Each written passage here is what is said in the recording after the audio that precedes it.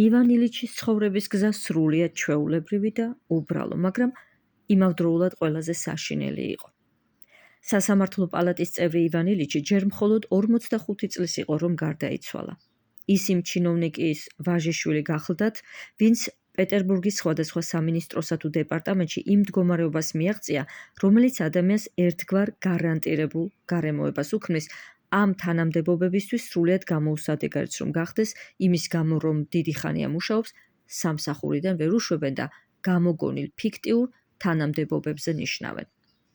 ამ მიზეზით ამგვარ ფიქტიურ თანამდებობაზე ათასობით ადამიანი მუშაობს და ღრმა სიბერემდე ბედნიერად ცხოვრობს. დიახ, ასეთი გახლდათ ივან ილიჩის მამა, საიდუმლო მრჩეველი, სხვადასხვა არასაჭირო დაწესებულებების არასაჭირო წევრი ილია ეფიმოვიჩ გოლოვინი. ჰყავდა 3 ვაჟიშვილი. ივან ილიჩი შუათანა იყო. უფროსმა ვაჟმა ზუსტად ისეთი კარიერა გაიკეთა, როგორიც მამამისმა, ოღონდ სხვა სამინისტროში. თან ძალიან სწრაფად აღწევდა იმ სამსახურებრივ მდგომარეობას, რომლის დროსაც ჯამაგირს ინერციით იღებენ. მესამე ვაჟიშვილი უიღბლო გამოდგა. იმუშავა უამრავ დაწესებულებასა და თანამდებობაზე, მაგრამ ვერსად ივარგა და ბოლოს რკინიგზაზე დაიწყო მუშაობა. არც მამას, არც ძმებს, განსაკუთრებით კი მათ ცოლებს. არათუ არ მოსწონდათ მასთან ახლობლობა, არამედ რაიმე განსაკუთრებული შემთხვევა თუ არ იყო, მის არსებობასაც კი ივიწყებდნენ. რაც შეეხება ილია ეფიმოვიჩ გოლოვინის ქალიშვილს, ანუ მეოთხე შვილს, ის ცოლად ბარონ გრებს გაჰყვა. ისეთივე პეტერბურგელ ჩინოვნიკს, როგორც მისი სიმამრი გახლდათ. სამაგიეროდ, ივან ილიჩი, როგორც ამბობენ, ოჯახის სიამაყე გახლდათ. არ იყო ისეთი ცივი და აკურატული, როგორიც მისი უფროსი ძმა, არც ისეთი მოუხერხებელი, როგორც უმცროსი. იყო ჭკვიანი, სიცოცხლის სავსე, წესიერი, სასიამოვნო ადამიანი. იზრდებოდა უმცროს ძმასთან ერთად. მასთან ერთად სწავლობდა სამართალმცოდნეობის სასწავლებელში, თუმცა უმცროსი ძმა სასწავლებლის მეხუთე კლასიდან გარიცხეს. ივან ილიჩმა კი ის წარმატებით დაამთავრა. ის უკვე სასწავლებელშიც ისეთი იყო, როგორიც მთელ მის შემდგომ ცხოვრებაში. ხალისიანი, კეთილი, გულღია, თავაზიანი და მკაცრად შემსრულებელი იმისა, რასაც საკუთარ მოვალეობად თვლიდა. ხოლო მოვალეობად მიიჩნევდა იმ ყველაფერს, რასაც უმაღლესი თანამდებობის ადამიანები თვლიდნენ. ფარისეველი და ფლიდი არც ყმაწვილობაში ყოფილა და არც მერე დავაშკაცებული. მაგრამ ბავშვობიდან ისე ისწრაფვოდა მაღალი საზოგადოების პირთა გაცნობა დაახლოებისკენ, როგორც ბუზი სინათლისკენ. ითვისებდა მათ წესებსა და შეხედულებებს ცხოვრებაზე. მისმა ბავშვურმა და ახალგაზრდულმა გატაცებებმა ისე ჩაიარა, მასზე მაინც და მაინც დიდი კვალი არ დაუტოვებია. იყო მგრძნობიარე და თავმომწონე. მხოლოდ დამამთავრებელ კლასებში ლიბერალობდა კიდეც, ოღონდ ყოველთვის იმ გარკვეულ ფარგლებში, რასაც ალბათ ინტუიცია კარნახობდა.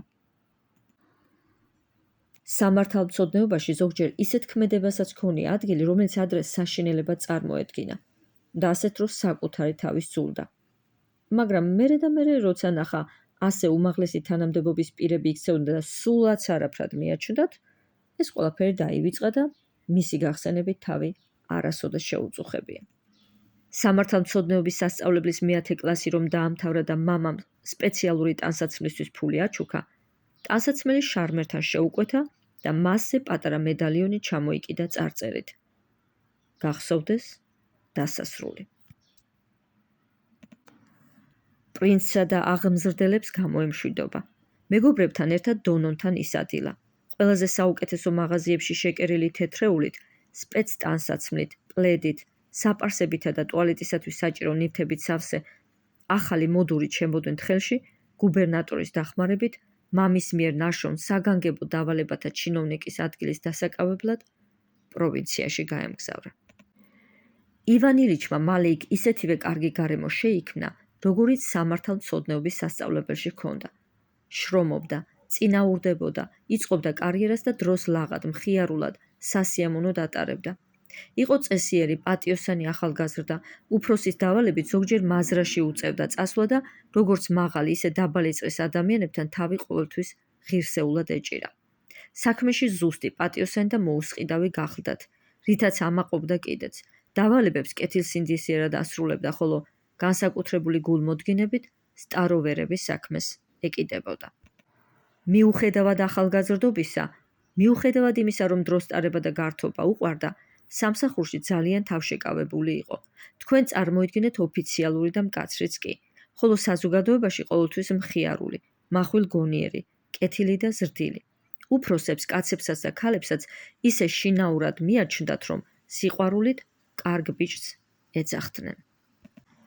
პროვინციაში ერთ გათხოვილ ქალთან ჰქონდა ურთიერთობა, რომელიც ახალგაზრდა ლამაზ, მოხდენილ, სამართალმცოდნეს მოსვენებას არ აძლევდა. ჰყავდა ქუდების ოსტატი ქალიც, იყო ქეიფები და დროს ტარება, ჩამოსულ ფლიგელ ადიუტანტთან. იყო ვახშმის შემდეგ შორ ქუჩაზე გასეირნებები. უფროსებთან პირფერობდა, ცდილობდა არა მარტო უფროსების გულის მოგებას, არამედ მათი ცოლებისაცა და ამას ისეთ მაღალ დონეზე აკეთებდა, რომ შეუძლებელი იყო მისი საქციელი ურიგო სიტყვებით მოგეხსენებინა. მის ყველა მოქმედებას მხოლოდ ეს ფრანგული გამონათქვამი თუ მოუხდებოდა. ახალგაზრდამ უნდა იგიჟოს. ყველაფერს სუფთა ხელებით აკეთებდა, სუფთა პერანგებში გამოწყობილი. საუბრისას იყენებდა ფრანგულ გამონათქვამებს, რაც მთავარია ყველაზე მაღალ საზოგადოებაში და რა თქმა უნდა ყველაზე მაღალი საზოგადოების მოწონებით. ასე იმსახურა 5 წელი. მაგრამ დადგა სამსახურის შეცვლის დრო, რაც მთავარია გაჩნდა ახალი სასამართლო დაწესებულებები, სადაც ახალი ადამიანები გახდა საჭირო. ასეთი ახალი ადამიანი იყო ივან ილიჩი. მალე სასამართლოს გამომძიებლის ადგილი შესთავაზეს და მან მიიღო ეს შემოთავაზება. ახალი სამსახური სხვა გუბერნიაში იყო, რის გამოც იძულებული გახდა მიეტოვებინა მის ირგვლივ მყოფ ადამიანებთან დამყარებული საუკეთესო ურთიერთობა და ახალ ადგილას დაემყარებინა ახალი ურთიერთობები. ახალ სამუშაო ადგილზე წასვლისას ივან ილიჩი ამხანაგებმა გააცილეს. თან შეგროვილი ფულით ვერცხლის სათუთუნე უყიდეს. ახალ სამსახურშიც ივან ილიჩი ისეთივე წესიერი იყო. შეეძლო სამსახურებრივი მოვალეობები და საზოგადოებრივი ცხოვრება ერთმანეთისგან გაემიჯნა. ისეთივე პატივსაცემი ყოფილიყო საზოგადოებისგან, როგორიც მაშინ, როცა განსაკუთრებულ დავალებათა შემსრულებლის თანამდებობა ეკავა. თავად გამომძიებლის სამსახური ძველთან შედარებით ივან ილიჩისთვის გაცილებით საინტერესო და მიმზიდველი აღმოჩნდა.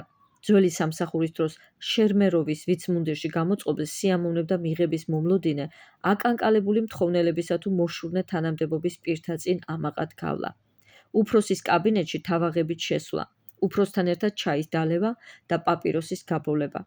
თუმცა უშუალოდ მის საქმიანობასა და თავნებობაზე დამოკიდებული ადამიანები არც ისე ბევრნი იყვნენ. ასეთები მხოლოდ პოლიციის უფროსები და სტაროვერები გახლდათ. ესეც მაშინ, როცა მათთან დავალებით გზავნიდნენ. ცდილობდა თავისზე დამოკიდებულ ადამიანებს თავაზიანად მოპყრობოდა. თითქმის მეგობრულადაც კი. მოსწონდა, როცა ასეთებს აგრძნობინებდა, რომ მას, ვისაც შეეძლო გაესრისა, გაენადგურებინა ისინი, უბრალოდ ადამიანურად იქცეოდა. ასეთი ხალხი მაშინ ცოტა იყო.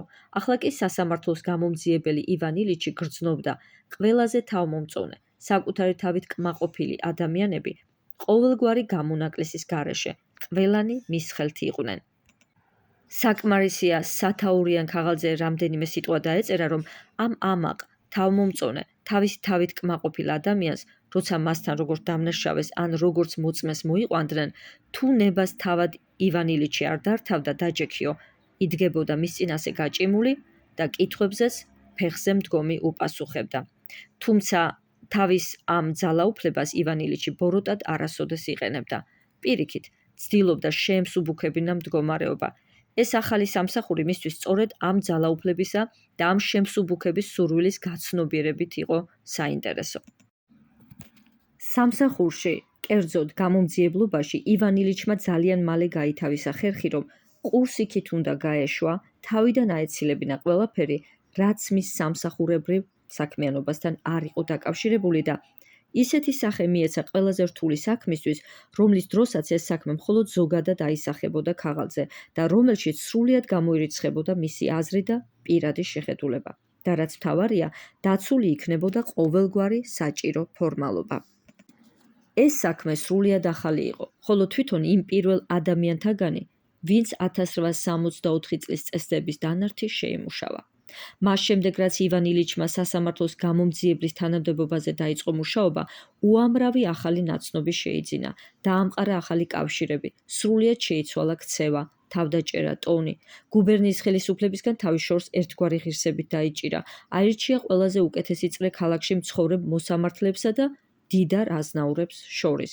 მიიღო ხელისუფლების მიმართ ოდნავ უკმაყოფილო პიროვნების, ზომიერი ლიბერალისა და ცივილიზებული მოქალაქის სახე. არ უღალატია ელეგანტური, ძვირფასი ტუალეტისთვის. ახალ თანამდებობაზე წვერს უკვე აღარ იპარსავდა და ისე გაზრდილიყო, როგორც უნდოდა და სადამდეც უნდოდა. ივან ილიჩის ცხოვრება ახალ ქალაქში შესანიშნავად დაეწყო. გუბერნატორის წინააღმდეგ განწყობილი საზოგადოება მეგობრული და ერთსულოვანი გახდათ. მეტი იყო ჯამაგირი, მეტი სიამოვნება მოჰქონდა ვისწს, რისი ნიჭიც ჰქონდა და უნარის, რათა ხალისით მხიარულად, გააზრებულად ეთამაშა და ამიტომ ყოველთვის მოგებული რჩებოდა. ორწლიანი მუშაობის შემდეგ, სწორედ იმ ქალაქში და იმ წრეში, რომელშიც ტრიალებდა, შეხვდა თავის მომავალ ცოლს, ყველაზე მიმზიდველ, ჭკვიან, მომხიბვლელ ქალიშვილს, პრასკოვია ფეოდოროვნა მიხელს და სასამართლო საქმეებისგან დაღლილმა გამომძიებელმა მასთან მსუბუქი, ლაღი ურთიერთობა დაამყარა.